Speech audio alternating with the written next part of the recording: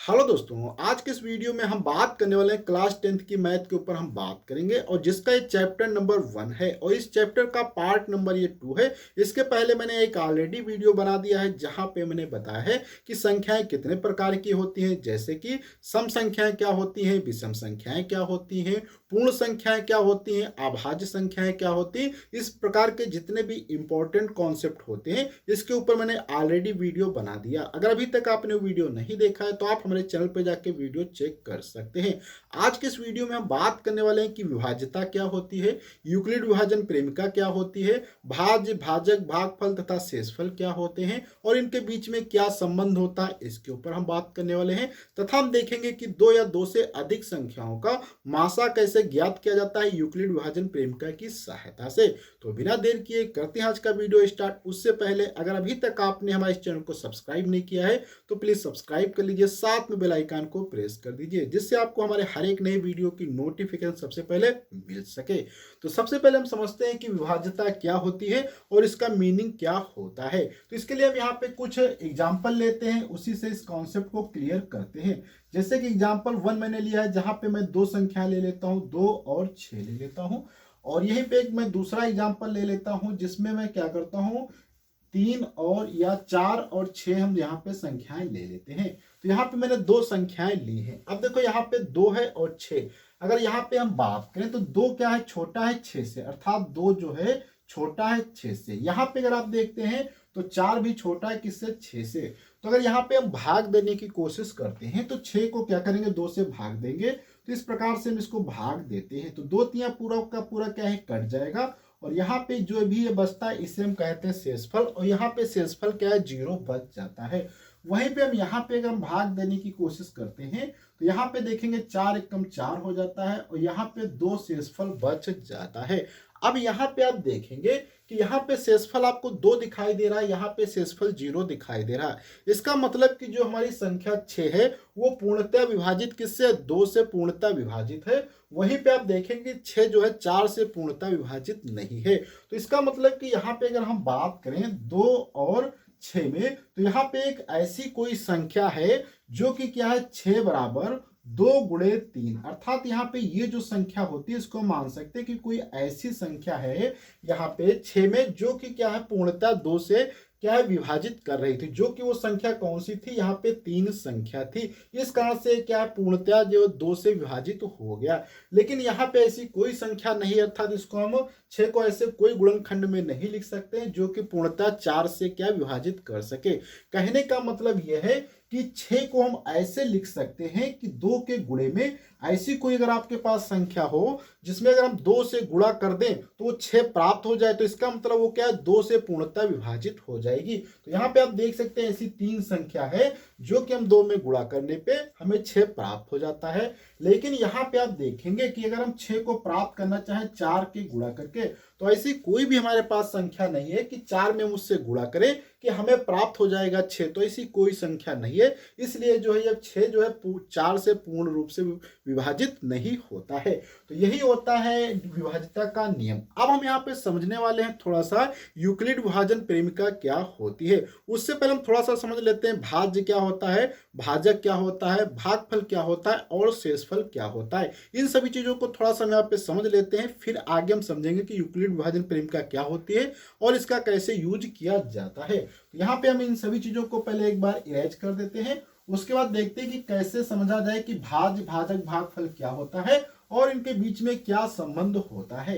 तो वैसे तो हम इसको क्लास 9th या लोअर लेवल में भी पढ़ चुके हैं कि भाज्य क्या है, भाजक क्या है, भागफल। क्योंकि हम जब भी किसी संख्या को भाग देते हैं, जैसे कि अभी यहाँ पे हमने दिया था 2 को जब 6 से भाग देते हैं तो इसको इस प्रकार से लिखा जाता है यहाँ पे, और यहाँ से भाग देते 2 तिया 6 हो जाता है, तो यहाँ पे आता है 0। तो इसे ही हम लोग क्या कहते हैं, शेषफल कहा जाता है। तो ये हमारा हो जाता है यहाँ पे शेषफल हो जाता है।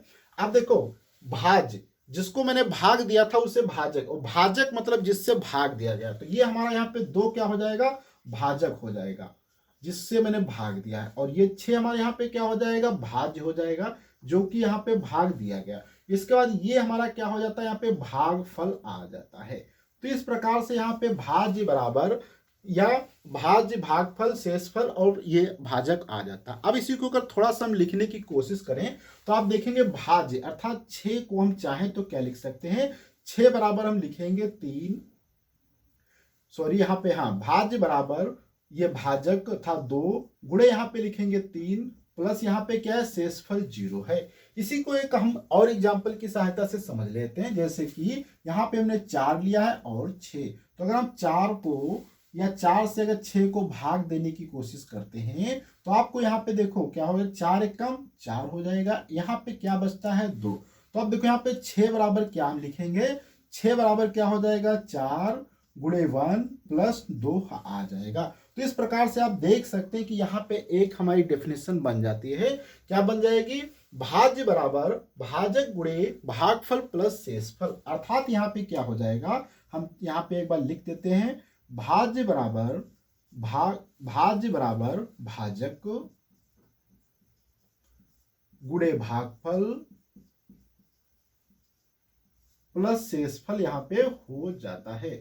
तो इस प्रकार से आप यहाँ पे समझ सकते हैं कि ये पूरे की पूरी क्या है, एक समीकरण तरीके से बन जाती है। यही यूक्लिड विभाजन के अंदर आने वाली है। तो यूक्लिड विभाजन कोई नई चीज नहीं है, इसको मैंने ऑलरेडी पढ़ लिया है हम लोगों ने लोअर क्लास के अंदर, बस यहाँ पे थोड़ा सा उसका मॉडिफिकेशन आपको देखने को मिलने वाला है। तो यहाँ पे ये चीज हमने पहले से ही पढ़ा है, बस इसको इस टाइप से लिख दिया गया है, इसी को हम लोग यूक्लिड विभाजन प्रेम का कहते हैं। थोड़ा सा इसको हम और यहाँ पे समझने की कोशिश करते हैं कि यूक्लिड विभाजन प्रेम का क्या होती है। इन सभी चीजों को यहाँ पे हम इरेज कर देते हैं और इसको यहाँ पे नीचे रखा या लिखा रहने देते हैं। अब हम यहाँ पे देखते हैं कि यूक्लिड विभाजन प्रेम का क्या होती है और ये हमें किस चीज की जानकारी देती है। तो इनका कहने का मतलब क्या होता है, यहाँ पे हम प्लस लिख देते हैं शेषफल। तो यहाँ पे आप देख सकते हैं कि जो यूक्लिड विभाजन है वो कहती है कि दो संख्याओं को अगर किसी या एक संख्या दूसरी संख्या से अगर विभाजित की जाती है तो उसको किस टाइप से लिखा जाता है। जैसे कि मान लो हमने कोई एक संख्या ले ली है P और दूसरी एक संख्या हमने ले लिया है Q, ये जनरल फॉर्म में लिखने की कोशिश हम लोग कर रहे हैं। तो P और एक जनरल संख्या है Q, तो यहाँ पे एक ऐसी कोई संख्या होगी उसको हम क्या लिखेंगे, या आप चाहें तो इसको इस प्रकार से भी लिख सकते हैं, मान लिया A कोई संख्या है और कोई दूसरी संख्या B है, तो यहाँ पे कोई ऐसी दो और भी संख्याएं एग्जिस्ट करेंगी जैसे कि P और यहाँ पे R। तो यहाँ पे अगर ये मान लो क्या है A बड़ा है B से, तो हम यहाँ पे क्या लिखेंगे, A बराबर B into P plus R। इस प्रकार से हम भी इसको लिख सकते हैं। जहां पे अगर आप देखें इस चीज की इससे तुलना करते हैं तो यहाँ पे क्या आ जाएगा, ये हमारा भाज्य आ जाएगा, ये हमारा भाजक आ जाएगा, ये हमारा भागफल आ जाएगा, ये हमारा R क्या है यहाँ पे शेषफल आ जाएगा। बहुत सिंपल तरीके से हम यहाँ पे समझने की कोशिश कर रहे हैं। इसी को अगर आप चाहें तो इस एग्जांपल से भी समझ सकते हैं। जहाँ पे देखो क्या है 6 हमारा यहाँ पे क्या हो जाता है, भाज्य हो जाता है, और ये जो यहाँ पे 4 है हमारा भाजक हो जाता है, 1 यहाँ पे हमारा क्या आ जाता है, भागफल आ जाता है, और 2 यहाँ पे हमारा क्या आ जाता है, शेषफल आ जाता है। इसी को कहा जाता है यूक्लिड विभाजन प्रेम का। अर्थात यूक्लिड विभाजन प्रेम का कहने का मतलब है कि कोई दो संख्या A और B अगर इस प्रकार से हो तो वहां पे अगर उनको एक दूसरे से विभाजित किया जाता है तो वहां पे कोई ऐसी और भी दो संख्याएं होंगी P और R जो इस प्रकार से इनको आपस में लिखने पे ऐसी प्रकट हो सकती। अर्थात तो कहने का मतलब है कि अगर कोई भी दो संख्या है तो उनको इस प्रकार से लिखा जा सकता है। जैसे कि हमने यहाँ पे लिया था 4 और 6, तो 6 को हम कैसे लिख सकते हैं, यहाँ पे 6 बराबर 4 गुणे 1 प्लस 2, इस प्रकार से लिखा जा सकता है। इसी को यूक्लिड विभाजन प्रेम का कहा जाता है। अब हम यहाँ पे समझने वाले हैं कि यूक्लिड विभाजन प्रेम का पर आधारित क्वेश्चन कैसे आते हैं और उनको कैसे हल किया जाता है। तो यहाँ पे एक पूरा इनका सीक्वेंस होता है जिसमें कहने का मतलब यह है कि जब तक इनको विभाजित इसी प्रकार से लिखते रहते हैं जब तक ये हमारा रिमाइंडर अर्थात शेषफल 0 ना हो जाए। और दो संख्याओं का जब शेषफल 0 आता है तो जो यहाँ पे संख्या होती है ये भाग में ये वाली, इसी को हम लोग क्या कहते हैं, उसका मासा कहा जाता है। तो मासा क्या होता है, एक ऐसी छोटी से छोटी संख्या होती है जो दोनों संख्याओं को क्या करती है, विभाजित करती है। वैसे तो मासा हम पुराने तरीके से भी ज्ञात कर सकते हैं, लेकिन यहाँ पे हम यूक्लिड विभाजन की मेथड से भी ज्ञात कर सकते हैं। तो हम अभी आपको वन बाय वन दोनों तरीकों से दिखाने वाले हैं कि मासा दोनों तरीकों से सेम आता है। क्योंकि अगर मान लें एग्जाम में आप बैठे हैं और वहां पे अगर ऑब्जेक्टिव क्वेश्चन के आता है मासा बताइए, तो आप चाहे वहां पे गुणनखंड विधि से ज्ञात करें या आप जो है यहाँ पे यूक्लिड विभाजन से ज्ञात करें, आपका आंसर जो भी आएगा वो सेम आएगा। क्योंकि ऑब्जेक्टिव क्वेश्चन में सॉल्यूशन नहीं देखा जाता है, केवल वहां पे टिक लगाना होता है कि ऑप्शन कौन सा राइट होगा। तो इसलिए आपको दोनों मेथड आनी चाहिए। तो अभी हम यहाँ पे समझेंगे कि दोनों मेथड क्या है और कैसे इन दोनों मेथड से मासा ज्ञात किया जाता है। तो यहाँ पे हम इन सभी चीजों को एक बार इरेज कर देते हैं और इरेज करने के बाद हम यहाँ पे देखते हैं कि कैसे दो संख्याओं का मासा ज्ञात कर सकते हैं हम यूक्लिड विभाजन प्रेमिका का यूज करके। तो यहाँ पे हम वन बाय वन एग्जाम्पल की सहायता से समझेंगे। तो यहाँ पे ये जो चीज हमारी लिखी है इसको हम यहाँ पे जनरल रूप में ऐसे ही लिखे रहने देते हैं। और यहाँ पे मान लिया ये हमारी ए संख्या थी, ये कोई बी है और यहाँ पे क्यू क्या है, कोई यहाँ पे भागफल आता है और शेषफल को हमने आर लिख दिया, इस प्रकार से लिख दिया। अब इसके लिए हम यहाँ पे एग्जाम्पल लेते हैं, जैसे कि हमने एग्जाम्पल 1 लिया। सिंपल से मान लो 4 और 6 है, इन दो संख्याओं का आपको क्या है मासा ज्ञात करना है। तो मासा बहुत आसानी से ज्ञात किया जा सकता है, देखते हैं कैसे ज्ञात करते हैं। तो जब भी आपको मासा ज्ञात करना हो यूक्लिड विभाजन मेथड से, तो आपको उन दोनों संख्याओं में सबसे पहले बड़ी संख्या देखनी होगी कौन है और छोटी संख्या कौन है। तो यहाँ पे अगर हम बात करें तो देखो 4 जो छोटा है किससे, 6 से। तो इस प्रकार से इसको लिख लेंगे, स्टेप हमारा 1 हो जाता है।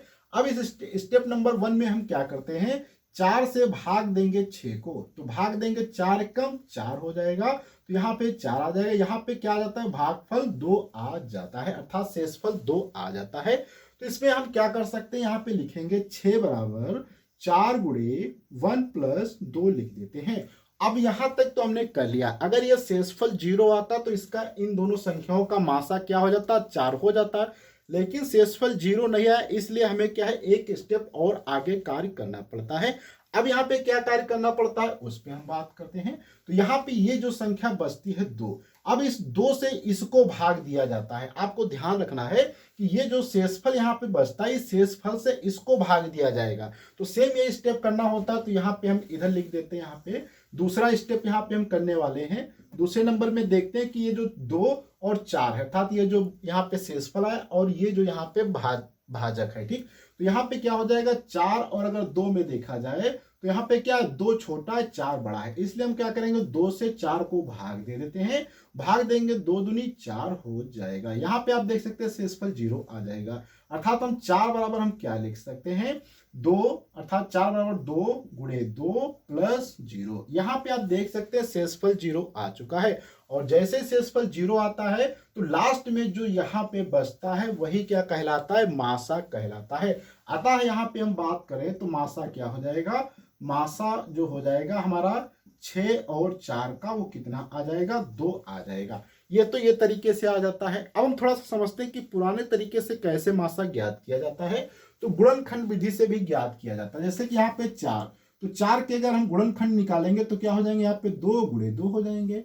और 6 के गुणनखंड निकालेंगे तो क्या होगा 3 गुणे 2 हो जाएंगे। और मासा का मतलब होता है कि जो दोनों में मिल जाए। तो मासा यहाँ पे क्या हो जाएगा, मासा बराबर यहाँ पे आपका हो जाएगा, इसमें भी 2 इसमें भी 2, तो यहाँ पे 2 आ जाता है। तो इसलिए मासा यहाँ पे देखो 2 आ गया। तो जो यहाँ पे मासा होता है वही देखो यहाँ पे भी हमारा मासा आया था। लेकिन इसमें थोड़ा सा आपको टाइम लग जाता है, लेकिन यहाँ पे बहुत आसानी से मासा आ जाता है। लेकिन इस मेथड का भी फायदा है क्योंकि यहाँ पे अगर बहुत बड़ी बड़ी संख्याएं होती हैं तो उनका आप बहुत आसानी से मासा ज्ञात कर सकते हैं। लेकिन इसमें कभी कभी आपको ज़्यादा टाइम लग सकता है। और अगर आपके एग्जाम में पूछा गया है कि यूक्लिड विभाजन मेथड से ज्ञात करें मासा, तो आपको यही मेथड लगानी पड़ेगी। इसलिए आपको ये भी मेथड आनी चाहिए और ये भी मेथड आनी चाहिए, क्योंकि मासा पर आधारित बहुत सारे कंपटीशन के अंदर भी क्वेश्चन पूछे जाते हैं। तो इसलिए आपको मासा अगर मान लिया 2 संख्याओं का ज्ञात करना है तो आपको लगता है कि इस मेथड से भी ज्ञात कर सकते हैं, तो इसलिए आपको ये मेथड अप्लाई नहीं करना है। लेकिन क्लास 10th के अगर कोई भी अंदर क्वेश्चन आता है तो आपको यही मेथड लगानी पड़ेगी, अर्थात यूक्लिड विभाजन प्रेमिका। अब यहाँ पे हम थोड़ा सा समझते हैं कि मासा का मतलब क्या होता है। मासा का मतलब होता है कोई ऐसी संख्या जो दोनों संख्याओं को विभाजित कर सके, वही उसका मासा कहलाती है, और वो छोटी से छोटी संख्या। तो जैसे कि यहाँ पे आप देखेंगे 4 और 6 है, तो 4 को अगर हम भाग देते हैं 2 से तो भी क्या है पूर्णतः कट जाता है 2 से। जैसे कि यहाँ पे देखो 4 को अगर हम 2 से भाग देंगे तो यहाँ पे देखो पूर्णतः कट जाता है। और इसी को अगर हम 2 से 6 को भाग देते हैं तो भी आप देखेंगे यहाँ पे पूर्णतः कट जाता है। तो यही इसीलिए ये जो मासा होता है इसे ये मासा कहा जाता है।